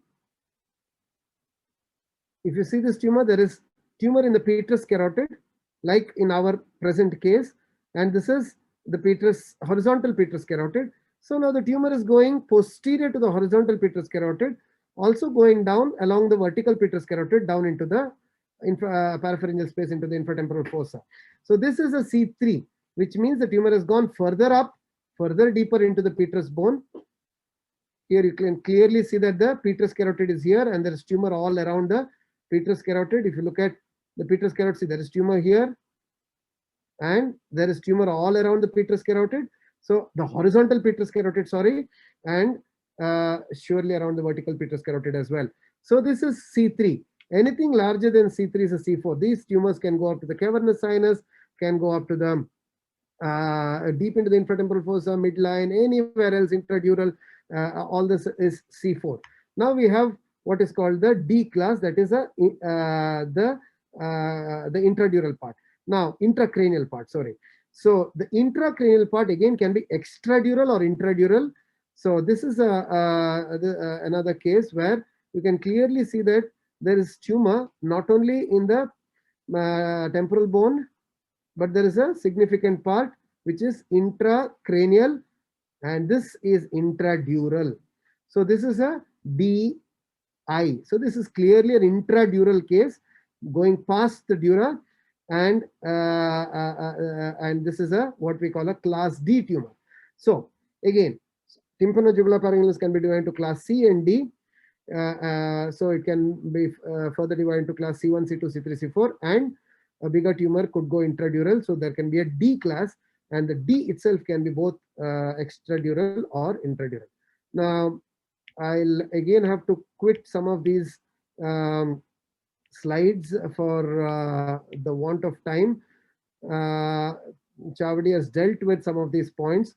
I would like to emphasize on this particular slide where we are now beginning to use what is called 18F-DOPA, dihydroxyphenylalanine, PET scans, along with PET-CT, which are highly sensitive and specific tools that can provide a confirmative diagnosis, because a lot of these tumors can, for those who are uninitiated in the skull base, some of these tumors can look, all of these tumors can look the same, you know. So for somebody as experienced as Chavadi, with all the information that he has, he could probably delineate some of these tumors and come to a correct diagnosis. But in many instances where the tumors are deep-seated and we don't have a tissue diagnosis, or in these cases, paragangliomas, which are highly vascular tumors, when you when you don't have the liberty to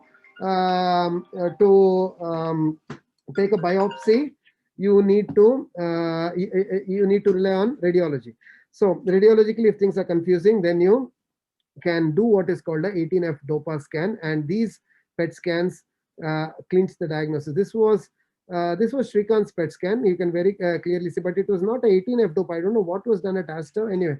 So I don't know the protocol used, but here you can clearly see that there is a tumor enhancement, and you can clearly see that there's a very, very large tumor in the skull base. Now I think, yeah, this is a patient that was referred to me from the USA for a second opinion. Now this was a vagal paraganglioma, and this was a F18 DOPA scan, where you can see that F18 DOPA whole body scan, where you can clearly see this particular tumor. This turned out to be a vagal paraganglioma. Similarly, you can see that a whole body scan showed the cranium is here. So this was a tumor, a fairly large tumor in the skull base, turned out to be a vagal paraganglioma. Again, another scan here. So again, showing this tumor here in the skull base. This is PET CT of the same patient, showing the presence of tumor. If you can notice it around this area, that is too quick, I'm sorry. Anyway, so that was a vagal paraganglioma. Now, what is very important radiologically from a surgeon's point of view is a 4-vessel angiography. A 4-vessel angiography is a gold standard for investigating all skull base lesions and to know their blood supply. 4-vessel angiography is when you inject both the anterior and the posterior systems, and by doing so, you get a lot of information. In this case, you can see a clear tumor blush. So we do a 4-vessel angiography 1 day or 2 days prior to the surgery, because at the same time we can do an angiography along with what is called an embolization of the tumor. Embolization of a tumor is done to reduce the intraoperative bleeding and to solidify the tumor as much as possible to make sure that there is not too much of a blood loss during surgery. Okay, but angiographies themselves are not the safest of procedures. They're very safe these days, and safety of angiographies has improved tremendously over the last couple of decades. And the recent retrospective study of 1,715 diagnostic cases at a high volume neurointerventional department showed practically zero neurological complications. So earlier we had this fear of, some people would avoid embolization or a 4-vessel angiography for the fear of let's say an ischemia or a problem during either an angiography or during embolization, but no longer the case. I insist on this tool of investigation for all my patients, as I told you, 1 day or 2 days before the surgery and not more, because it also allows me to embolize the feeding vessels at the same sitting. So this is DSA pre-embolization. This is of Shrikant. Yes, you can clearly see that there is a tumor blush here.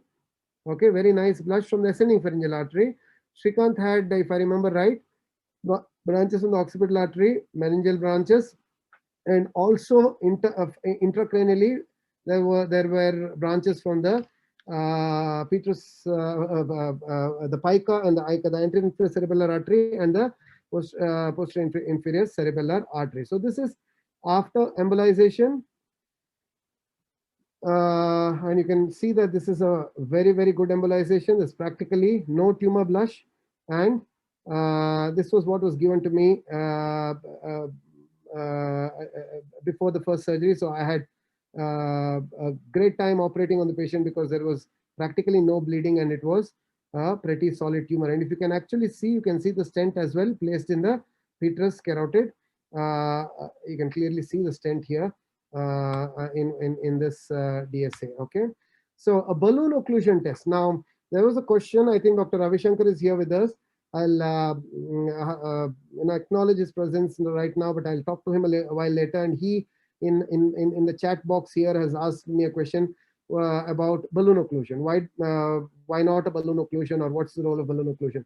Now, for me, the carotid is precious, and as I told you, the carotid need not be sacrificed at all.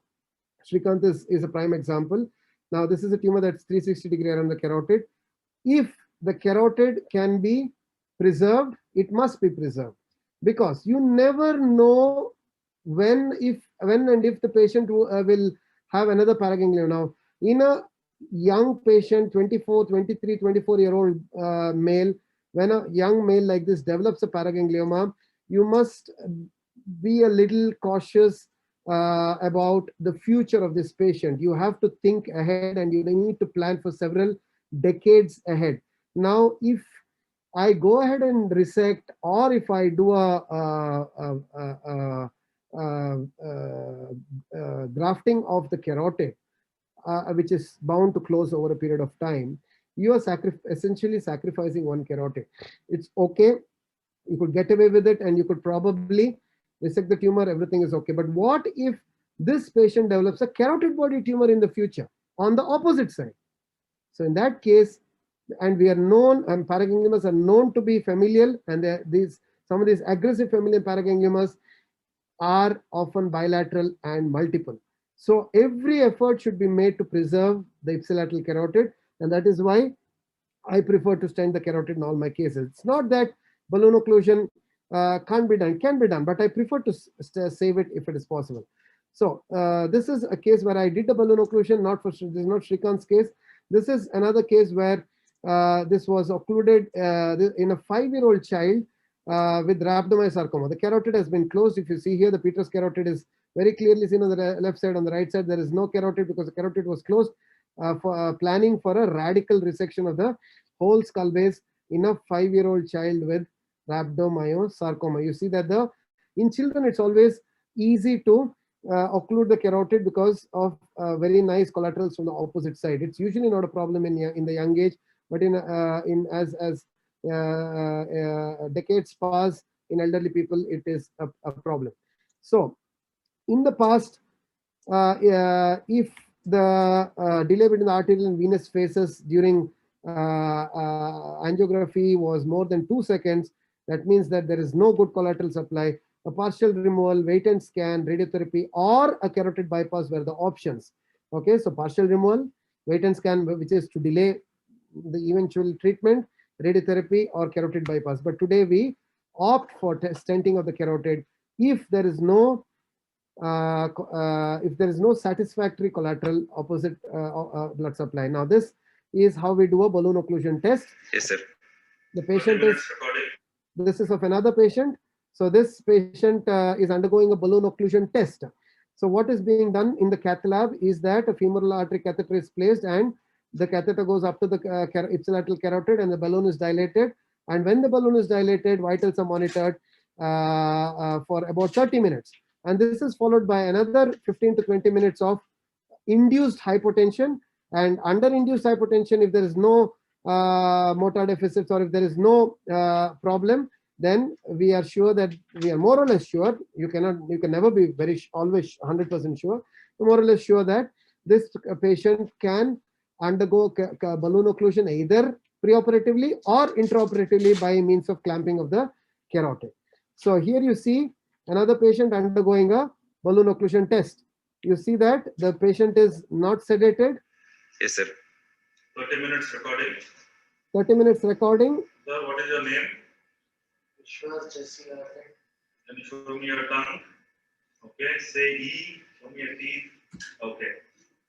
If you can see here, what's happening is we are constantly talking to the patient, asking the patient to raise their hands and legs, and constantly engaging the motor activity of this patient while occluding the carotid using a balloon. So we'll proceed. Lift your left hand up. Make a fist. Open. Make a fist. Bring it down slowly. Can you move your feet?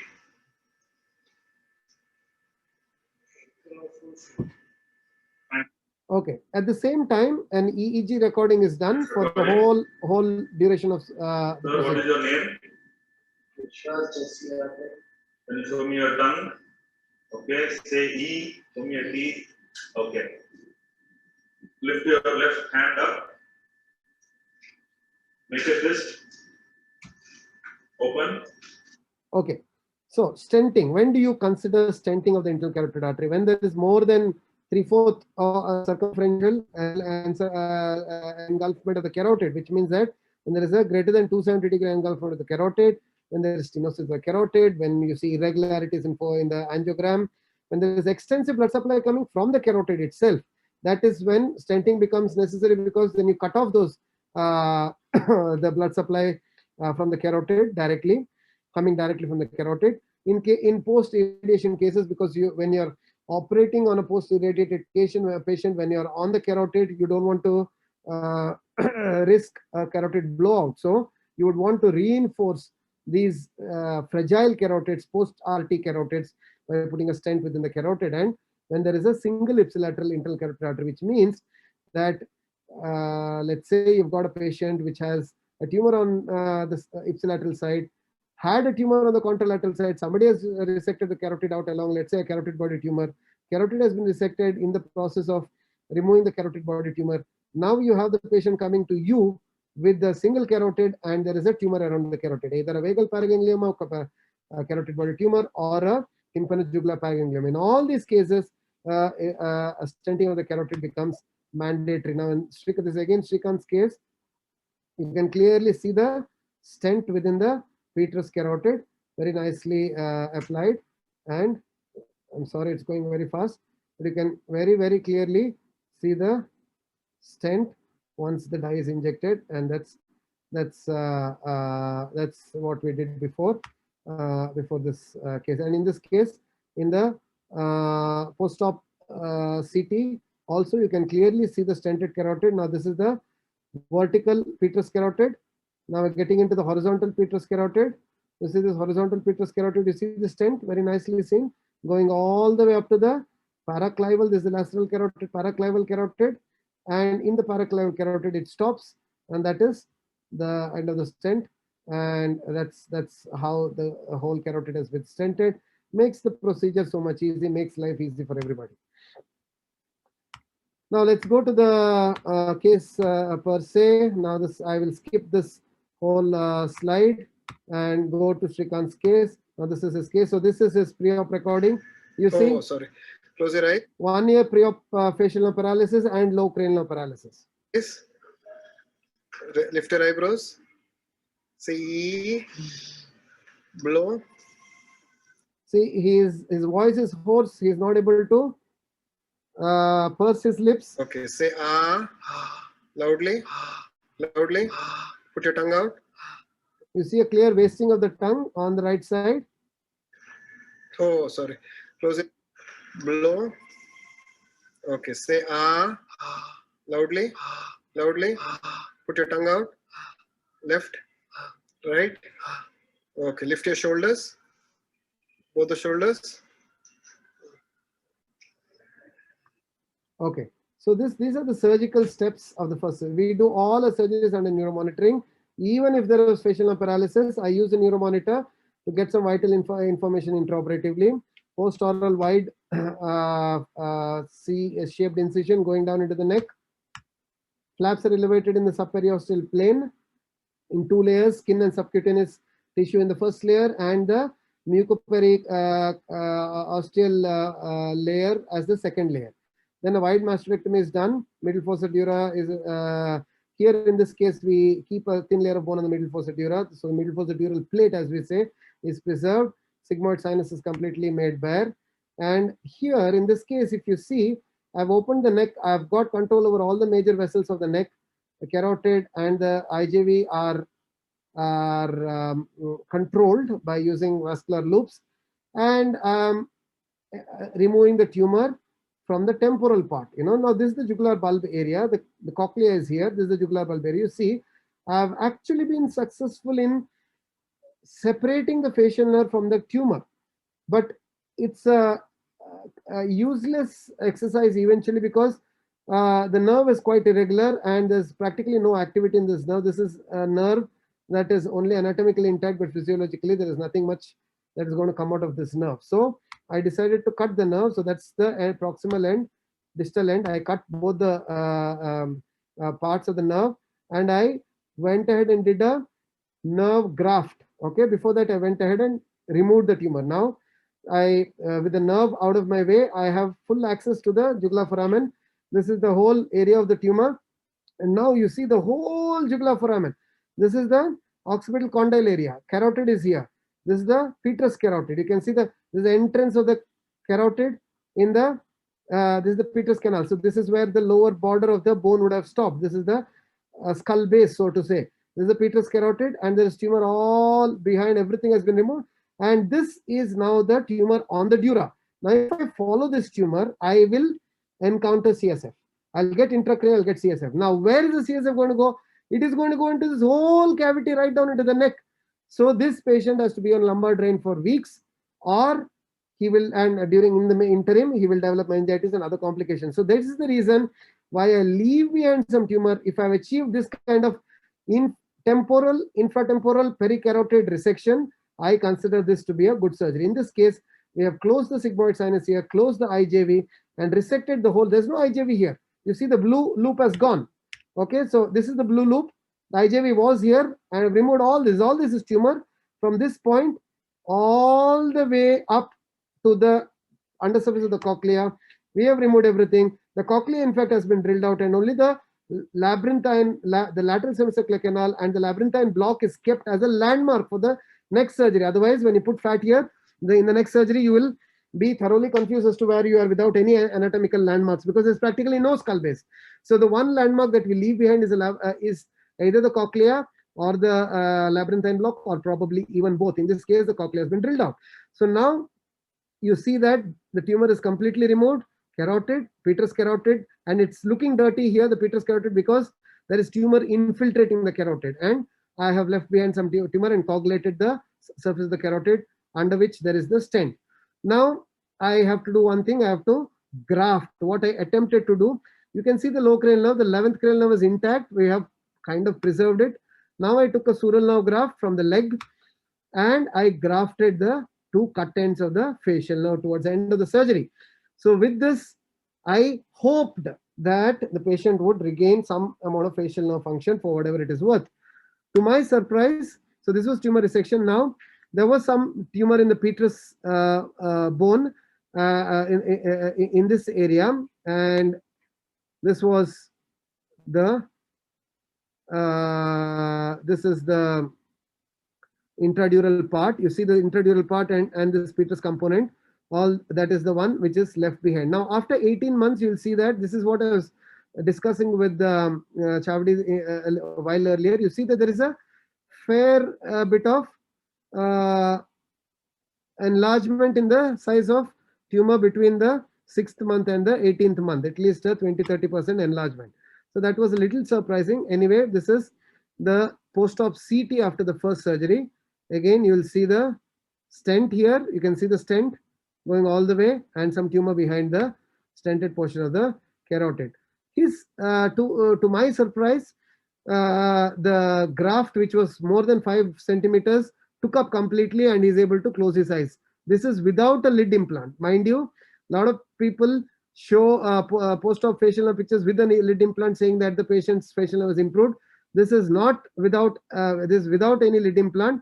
Patient is able to close his eyes. So I would consider this a recovery to HP grade 3. Okay, so at least in the upper branches, it is HP grade 3. Now, after the surgery, you see the vocal cord looks absolutely normal. Honestly, this is a paralyzed right-sided larynx. The right larynx is completely paralyzed, but there is compensation from the left larynx, because of which his voice came back to normal, which is what Kavita has shown in her previous slides. And swallowing was also normal. There was no aspiration, no pooling of saliva. So this patient had regained or compensated for the 9th and the 10th cranial nerve paralysis because of the contralateral hyperactivity of the contralateral cranial nerves. Now we coming on to the second surgery. If you look at the second surgery, this is what we see when we go inside the second time into the same cavity. Now what we have to do is go in a different tangent. Now we have removed the infratemporal component, temporal component. Again, this is the lateral semicircular canal. I'm looking at this under the microscope. The previous pictures were external pictures. Middle fossa dura, sigmoid sinus, labyrinthine block preserved as a landmark. There is no tumor in this area, but this is all tumor, and this is all intradural, and it's a fairly enlarged intradural component. So I had to go intradural this time. I separated removed the fat, cleared off the fat, drilled out the labyrinthine block. Now while drilling out the labyrinthine block, I had to be careful about the grafted facial nerve, and I went inside. I'm removing tumor slowly. Now I'm coming to the intradural part of the tumor. Now this is the internal auditory meatus component of the facial nerve and the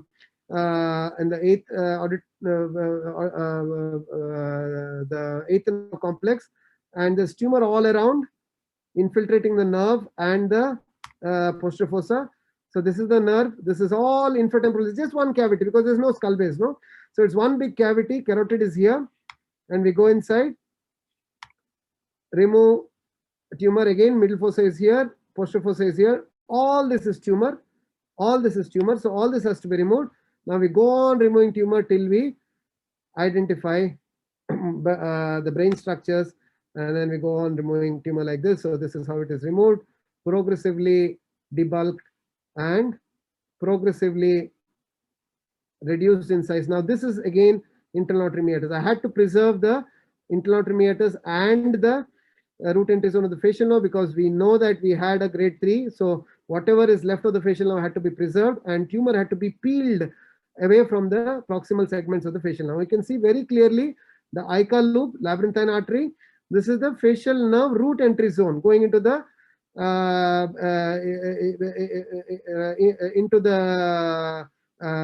pons area here. So you see it's going here. This is the root entry zone. This is the internal auditory meatus, and the tumor has been completely removed. Last bits of tumor are being removed. And now you can see that there is no tumor, and we have achieved total excision of the intradural portion. Now this is actually the root entry zone of the facial. Can you see this? Can you see this grayish line here? I'm testing the root entry zone of the facial with a nerve monitor, and we have been able to elicit a response, which means that we have preserved the facial nerve. So you see complete tumor resection intradurally. There's no tumor left behind, and we close the cavity with fat. Now this is post-op. He had a little bit of a facial weakness, temporary. Now after a couple of months, he went back to his pre-op facial. What I mean is pre-op. When I say pre-op, before the second surgery. So he's gone back to his HB grade 3. You see that his facial nerve is recovered, and what we see is a small residual in the petrous apex, which I hope to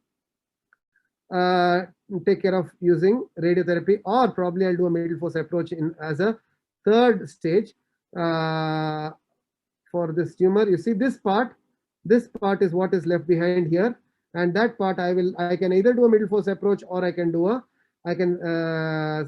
the patient to radiotherapy in the near future. So that is as far as this. So again, these are the post-op images. Complete tumor clearance everywhere. All this is fat except for a small portion here, I guess, here in this part in the petrous apex, which I hope to remove or control using radiotherapy in the near future. So no, this is another case. I'm sorry. No, this is another case. No, sorry, this is pre-op of another patient. So okay, so we stop here. I'm sorry. So this is the last slide. So this is post-op CT after the second surgery, and the patient is on follow-up and he is doing well. Now I don't think Kavita, we have the time to show the surgical videos.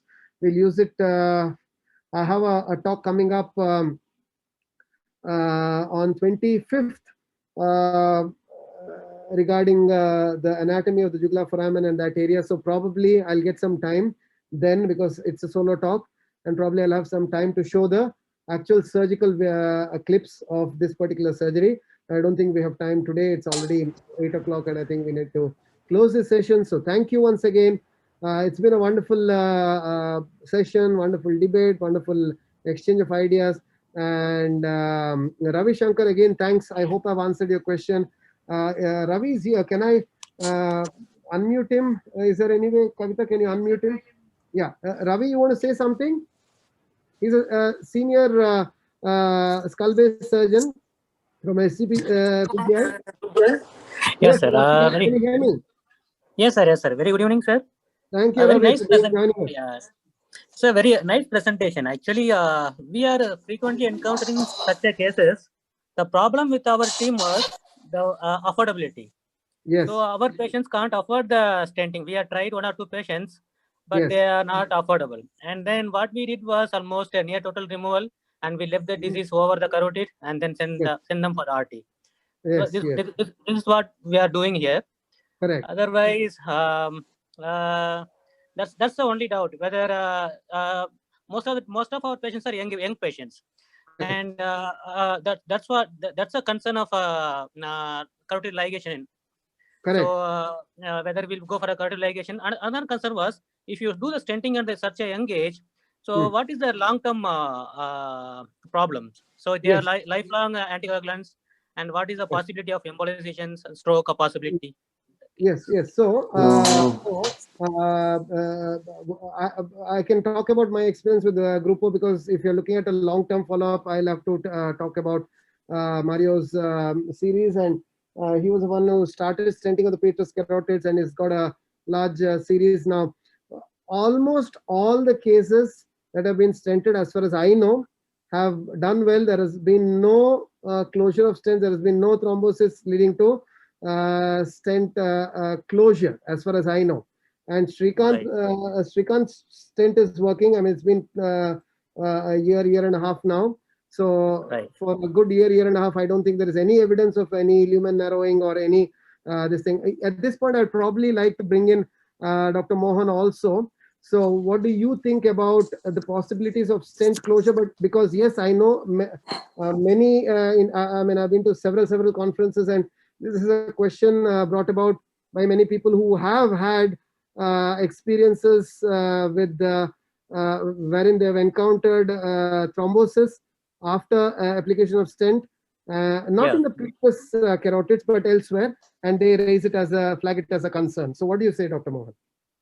Yeah, what I feel is basically, these patients needs to be on antiplatelets, basically single antiplatelet agent. After generally what happens after the bare metal stent, whether it is a carotid or whether it's a coronary when we place, the endothelization will happen, since most of the time what we place is a bare metal stent, and also the internal carotid artery size is quite big.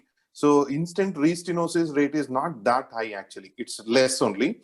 So only the concern and the only thing what we should do to reduce the risk of stent thrombosis. Stent thrombosis is a concern in the initial period. It's not like for a long-term period problem. It's like initial, say 1 month or 1 year for that matter. If it is a drug-eluting stent we place, the risk of stent thrombosis is very high in first 1 year. If you place a bare metal stent, the risk of stent thrombosis is very high in first 1 month. So that's why we must continue this dual antiplatelet for all these patients. After 1 month, so what will happen? The endothelization will happen. Mostly more than 90 to 95% of the stent would have endothelized, and it has become the part of the vessel. So after that, the patient will be kept on at least single antiplatelet agent and statin. So I don't think it's a very big concern from our side.